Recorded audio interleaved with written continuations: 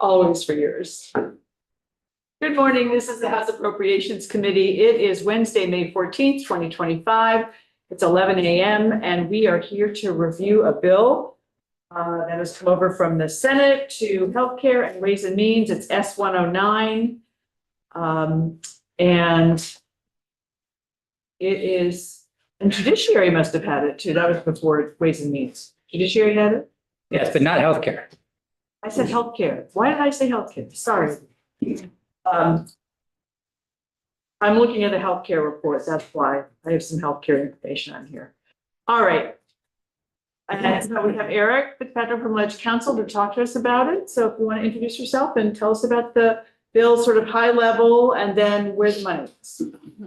Thank you very much. And good morning, everybody. As the chair said, my name is Eric Fitzpatrick. I'm from the Office of Legislative Counsel. That's my first time in with the committee this year. So nice to see everybody. So we will introduce ourselves because it's your first time in here. We haven't done that for a while.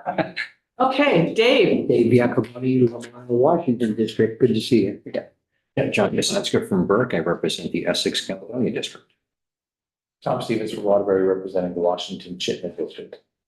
Jim Harrison from the Chittenden. Robin Schatz, Middlebury. Tiff Bloomley from Burlington. Trevor Squirrel, Jericho, Monroe.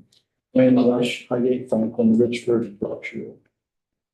Morning, Eric. Morning, good to see you. Wyndham Poor District. Ian Nomas. Lynn Dickinson, I represent St. Albans Town. And missing is Representative Mike Nigro from Bennington and part of Pownell. Very well, thanks. Nice to see everybody. As the chair indicated, I'm here to chat with the committee a little bit on S109, which is the annual miscellaneous judiciary bill. I'm sure that the committee sees a number of different miscellaneous bills from various different committees. So this is the one that the judiciary does each year, again, covering a lot of a wide variety of different topics, often situations where they felt that either maybe it was a technical correction or maybe it was sort of a minor issue or procedure that didn't really warrant its own bill. And other times it is a bill that they didn't get to in time and it gets sort of tagged on there later on. So there's a mix of different reasons that you'll see different provisions.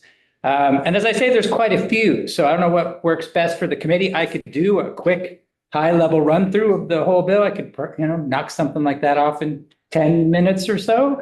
How about a 5-minute version? Yeah. I mean, I really think it's just the headlines for us. And I know there isn't a lot of money involved, so we'll hear more detail on the floor, but I think. Okay. We all read it. Yeah, and everybody's had the homework assignment to take a look at it. So Okay. why don't you give us a 5-minute version of what? Sure. Well, the 5-minute version would be that I, being the sort of point person with our legislative legal team on the miscellaneous bill, will hear throughout the summer and fall from various people, whether it's the judicial branch, whether it's individual legislators, whether it's the Vermont Bar Association, the Attorney General's office, all who have noticed, say, things that like, hey, this thing could be corrected in the statutes, or we have this other little policy. We're not sure it's our own bill. Is it something that should be in the miscellaneous bill? To which I always respond, check with the chair.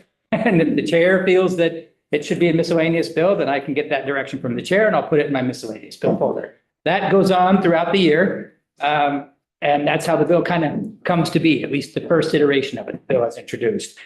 First section, just as an example, that was a request from the Community Justice Director at the Attorney General's office to tweak some of the language related to the diversion program statute to clarify what the right terms are, that it's available throughout the state, and that the terms that the community that the program uses, they don't refer to responsible party, they refer to person referred to the program. So that's just an example. I don't have to go through all 40 sections and point that out to you, but that's kind of how it works, at least in the big picture.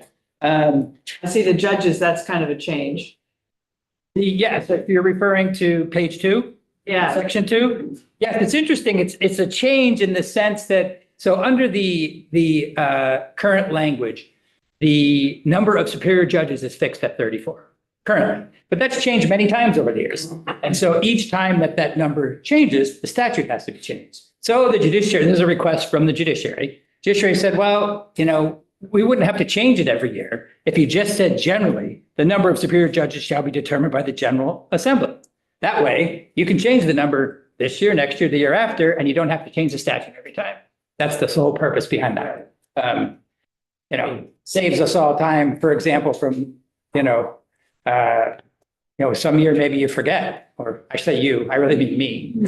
Some year I forget, and the number doesn't get changed the way it should. And then the number got increased, and then, oh, we never changed that 34 to 35. Now you don't have to. That's the idea. That's a smart change. Yeah. I just want to acknowledge that Representative Rachelson has joined us from House Judiciary. You must be the reporter of the bill. So we are just hearing a very high level overview and going to the money. Right. We'll let you explain it all on the floor. Okay. So sections 3, 4, and 5 were also requested by the judiciary just to tighten up the language for statutes related to the Judicial Bureau. That's the element of the judicial branch that hears civil offenses like traffic tickets. So clarifying some of that language.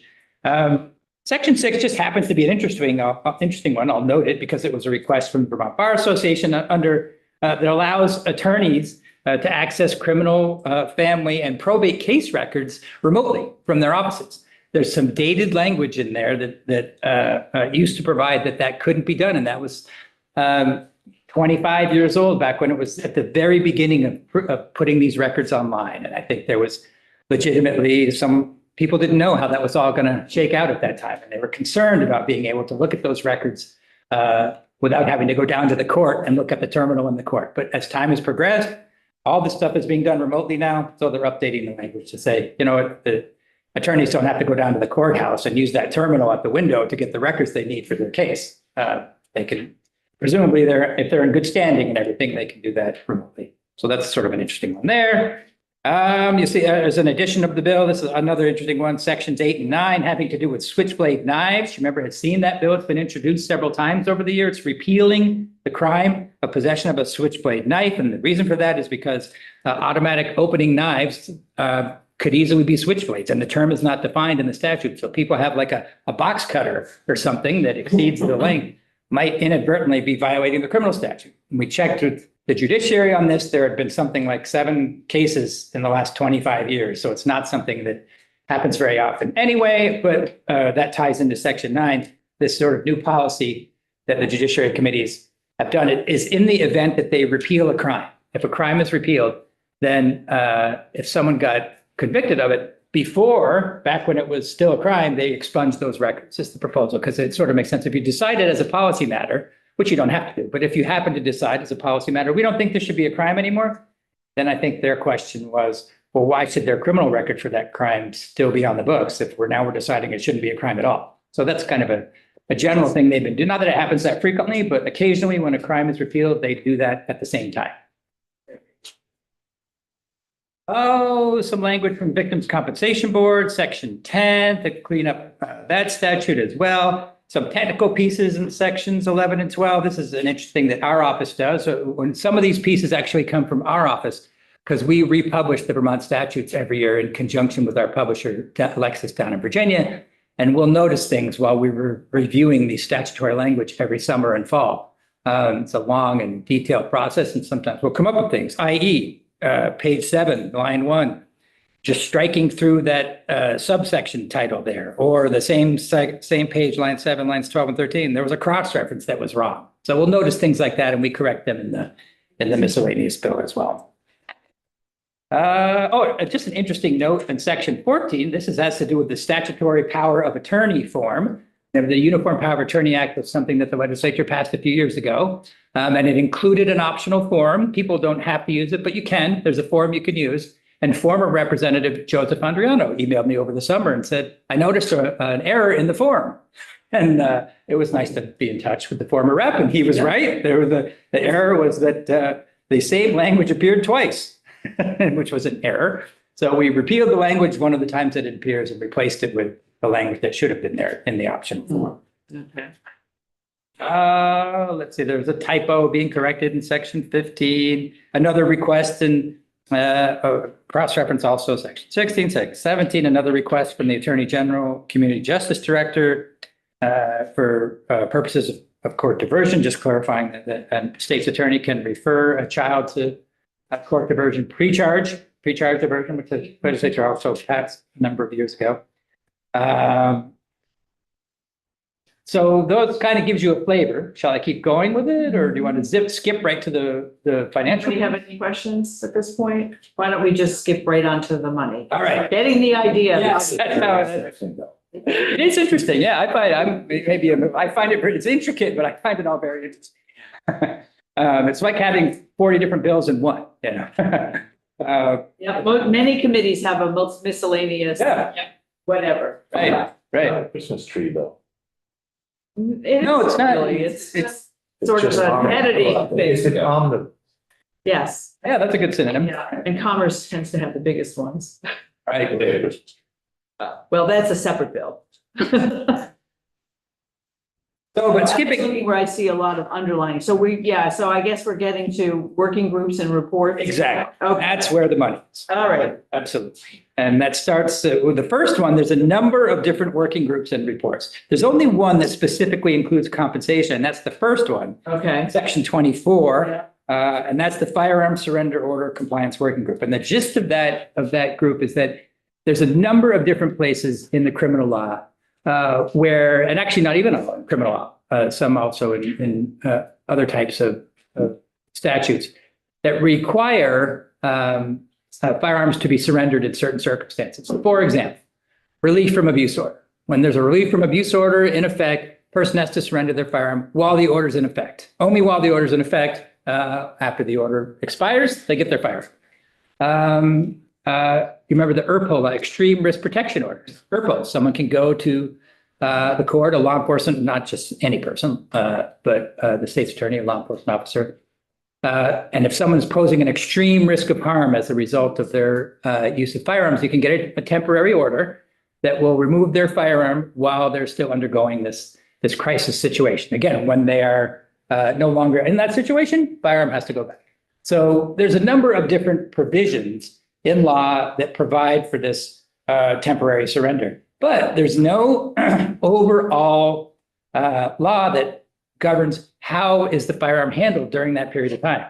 Now, how do we make sure that it's not damaged, that it's stored properly, that it's returned to the person when the time expires and they're supposed to get it back? The uniform procedure is the idea here, to create this working group. And it was at the request of the Attorney General's office and the Center for Crime Victim Services to say, well, let's have a working group look at, can we develop a uniform procedure for all these situations without creating, just one last point I'll make is that it doesn't create any more situations where firearms have to be surrendered. That's total different issue. But just in the existing situations, can there be a uniform process developed? And that's why you'll see some of the folks who are on this. So you have a membership and then consult with. Exactly. Why don't you run us through that quickly? Yep. And so the members are in subsection B, and it's always or designee as well, as I won't say that every time, but it could be that person. Like, for example, the Attorney General is the chair or designee, Chief Superior Judge, Defendant General, State's Attorney, member appointed by Vermont Network Against Domestic and Sexual Violence, Vermont State Police, Police Chief, Federal Firearms Licensee, and FFL. So again, because one of the entities that is permitted under the law to store these firearms temporarily and charge a fee are FFLs, Federal Firearms Licensees. They don't have to do it, but they can if they want. They want to get involved in the process, make a fee, charge a fee, I should say. So they're on as well. And then there's also a list of folks that have to be consulted: Commissioner of Corrections, family law practitioners, victim advocates, advocates from culture-specific advocacy organizations that work with domestic violence victims, Vermont Federation of Sportsmen's Clubs, Bureau of Alcohol, Tobacco, and Firearms, Vermont Medical Society, Commission of Mental Health, Center for Crime Victim Services, and the Council on Domestic Violence. So long list of consultees and a shorter list of members. Which I actually personally prefer. We tend to have groups that have everybody's favorite person on it. And I think it's great to have a smaller group deciding and a larger group that certainly is consulted with. So Wayne, what was your question? Question, Fish and Wildlife, deer jacking situation, I think the policy is to take the firearm. Mhm. It's fall under that council. It's an interesting question. I don't recall that Fish and Wildlife being discussed in the Judiciary Committee. I don't know, is Fish and Wildlife, they're not within public safety, are they? They're not, I don't think. Separate. Yeah, right. Part of ANR. Part of A&R. So typically, they could actually forfeit the firearm if they were convicted of the crime, especially while it's just, but the firearm would be seized at the time of arrest. Yeah, it's an interesting point, and it may be that that's someone you'd want to add as a consultee, since the firearms are seized in the I'm going to circumstance. ask if reparations or introduce yourself, and maybe you can help answer that question too. Sure. Representative Barbara Rachelson, Burlington.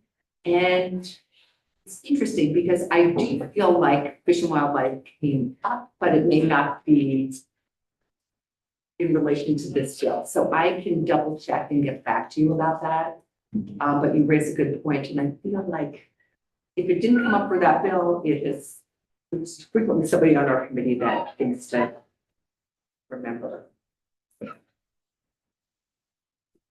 Okay, thank you. All right, So just to, finish up, so they have to, this working group has to file a report by November of this year with its recommendations to the Judiciary Committees and Joint Justice Oversight. And there is some compensation language of meetings, that's at least in my version, bottom of page 19, subsection E. They have a maximum meeting number of 6 times, and then they have their standard compensation language there. If you're not an employee of the state, you get reimbursed for their attendance and entitled to compensation and reimbursement pursuant to the standard reimbursement language. a question from Trevor. Yeah, just a question. Throughout this whole section, you refer to a working group, and then in E and F, you refer to a task force. That's a good. Yes, nice catch. Thank you very much. That's So we could do a committee amendment if people agree with that. And if we are, and we wanted to add, I was going to suggest that you do what Lynn did and have a floor amendment for your adding, if you want to add somebody, we could add it to this amendment if it makes sense to, Barbara can find out pretty quickly because, well, we would need to vote this out today. So, Okay, I will go find it. in fact, if you want to go find it out I will go find it. now, because this is the one. Yeah. Although I'm gonna text. Do you her. want, would you want to add it if it was? Well, maybe I'd rather, the colonel, I saw the colonel around here earlier in the day, the game warden colonel. And so I would advise that you contact the game warden colonel and find out if there's any nexus here, if something needs to be done, or any downside to anything. Eric. one possible suggestion. There is going to be a floor amendment from the Judiciary Committee anyway. So what you could do. All of this, let's just put it all. Hold it on. That way you don't have to do a We separate don't one. want to do an amendment if we don't have to. And if you just, if you're not able to track down the answer to the fish and wildlife question, you still could just add them to the list of consultees, doesn't hurt anything. And if it turns out that they're like, oh yeah, we don't really need to be involved, well, they consulted them and they asked them. So maybe we could do it that way. So you can change the task force in your amendment, Yeah. touch Trevor. And if we find anything else, and then you'll have the amendment. Thank you. Like that much better. All right, good. For sake of moving things along. Yes. Okay. So that was, as I say, that's the one task force that actually included compensation. There's several others that don't specifically address it or, and they. Okay. Begin, there's a few others. What's there's the victim notification task force that begins on the bottom of page 25, section 31.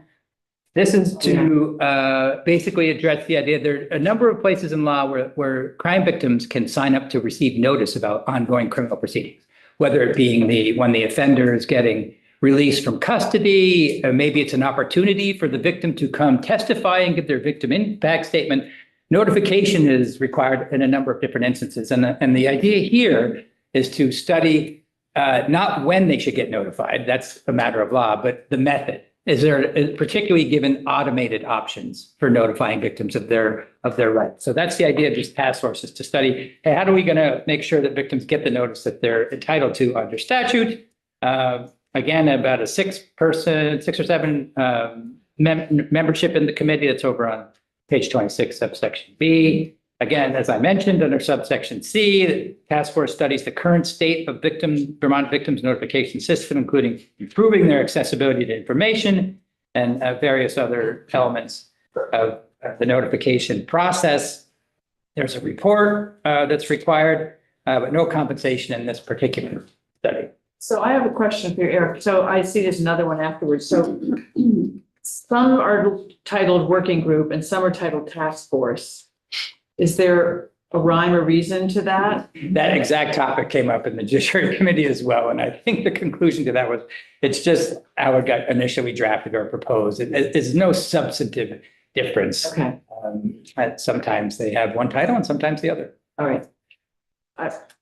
Just for future, I would think we'd want to. It's something interesting for legislative council to take up in the off session Yes. as a matter of consistency and form. There's some other things that I've talked to Bryn about that, maybe we could do, like when we strip the money out, can we have standard language for our bills when we have, Right. so this would be a place where maybe we could have some standard language. Definitely. Because we've got it all, we're seeing it clearly in the same bill, but Yeah. it's not worth us doing an amendment for, but I just think it's something that we ought to. No, it's a good topic. I had the same thought. Your next miscellaneous whatever bill won't be judiciary. Right. But I'll certainly mention it to Brendan as well. Yeah. Because it is, consistency is generally good. So, Yeah, especially when there's something like this, it just, yeah, Right. okay, continue, please. yeah. So moving on, there's the Adult Involuntary Guardianship Working Group. This was actually a proposal from the Probate Judges Association. And this has to do with the fact that for adult guardianships, there are two different courts that an adult guardianship could take place in, the probate division or the family division. It depends on the circumstances. The family division generally covers guardianships for adults with disabilities, and other adults are covered by the probate division. And there are some differences between the two processes. And there's been some question about, would it be more efficient to have everything in one court? Would it be less duplicative? So the probate court suggested having in this case, working group study that issue. And so that's the idea. They're going to come back with recommendations as to whether or not there should be a consolidation of these procedures into one court, or if not, should there be some statutory amendments to at least make the processes consistent between the two types of proceedings.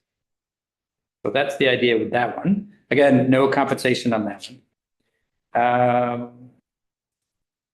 Let's see if there's another one or two. There's one that's not really, well, actually, there's a report from the court administrator and a representation of the assistant judges. That's on section 34, page 32. Oh. And this has to do with the requirement that's in statute now that when a county, through their assistant judges, makes a capital request for courthouses, because many courthouses in Vermont, as you know, are owned by the counties themselves. When they make a capital request, there's a process that they have to go through that has the court administrator evaluate the request and then make a recommendation to BGS as to whether or not the money for the request should be in the governor's proposed budget. And the part of the bill adds some criteria to that list of criteria that the court administrator has to consider. And there's a report back required from the court administrator and the Assistant Judges Association about how those new criteria are working. Actually, and I should say, there's actually a delayed implementation date of that new requirement. And they have a report come back in the meantime to say, basically a status report, progress report on how the court administrator and the assistant judges are working to implement those new criteria. And the last real report is starts on page 34, section 38. This is the Child and Parent Legal Representation Task Force. In this case, a request that we sponsored, supported by the Chief Justice of the Supreme Court, who is the chair. Not in this language, but I remember mentioned that there's going to be an amendment. The amendment is going to include the Chief Justice being chair. And no compensation in this one, but the idea here is a study of, various pieces of Vermont law in which children are entitled to legal representation, to study that system and see if there are any improvements that could be made, and whether or not there's some consistencies that should be implemented, and then come back with a report on that issue. Again, Chief Justice Chair, Court Administrator, Department for Children and Families, Defender General, Child, Youth and Family Advocate, Executive Director of Voices for Vermont's Children, and executive director of the Vermont Parent Representation Center, to look at this issue in detail and come back with it. But no compensation, I don't think. No, not on that either. Any questions for Erica? Seeing none, we have a fiscal note. Ruth, would you like to come join us at the table and talk us through it? Eric, you're welcome to just stay right there. Okay. Sure.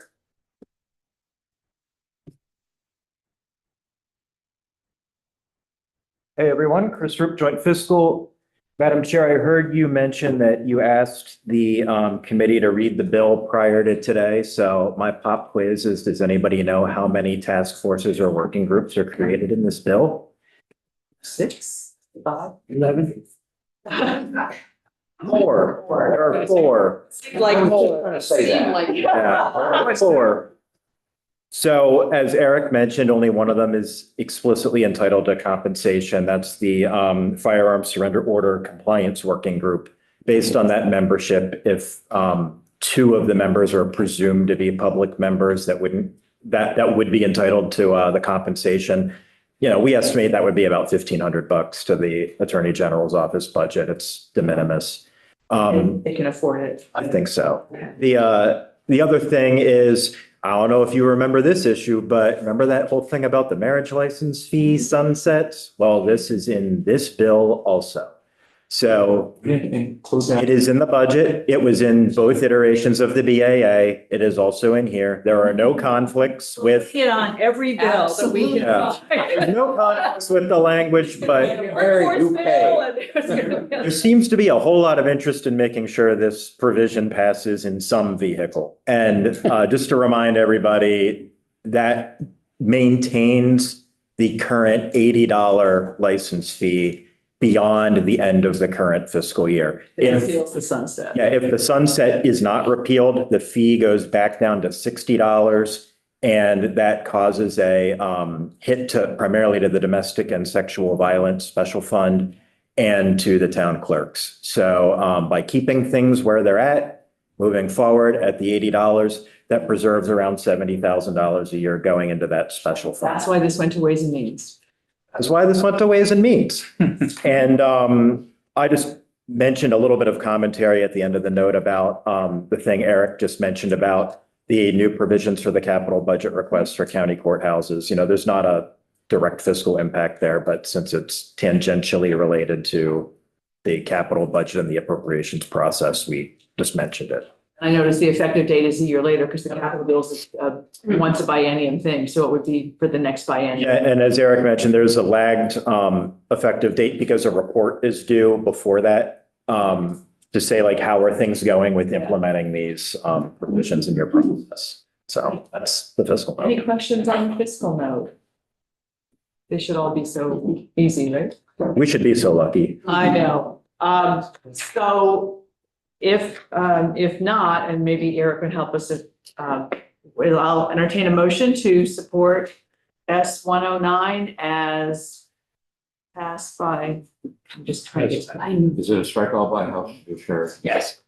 And Ways and Means didn't, No changes. no changes. As amended by- I would move that we favorably report S-109 as amended by House Judiciary. Okay, great. So seeing no further, do you want to say something? I forgot our chair, and this was not the bill where somebody asked about Fish and Wildlife. Our chair thought that made good sense and suggested that we add it to our amendment. Perfect. So I just wanted to let you know that. Excellent. So we'll have the change in the 2 words from task force to working group for the first one, and then we'll add the Fish and Wildlife. Good catch. This side of the room is doing really well on bills today. Excellent. They're catching up to this side. All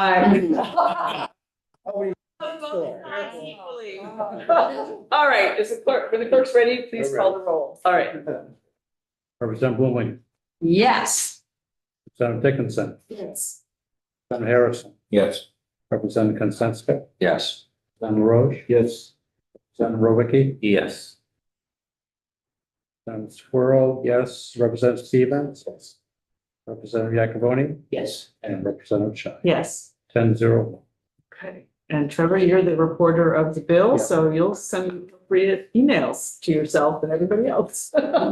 Great. Thank you all very much. Thank you for Thank coming you. down, Rep. Rachelson, and glad we got a couple things fixed for your amendment. So Thank you very much. Nice catches, everybody. Okay. Appreciate it. nice to see you all. Thank you. Okay, so committee, there have been changes since we last talked about what our schedule was like, which is what happens, right? That time of year. This afternoon at 3:00, we are still seeing hearing S53, which is the doula bill, which also passed out. I just got something about that. 01 in Ways and Means. Rep. Brannigan is reporting no controversy. So, and the money is accounted for in the budget.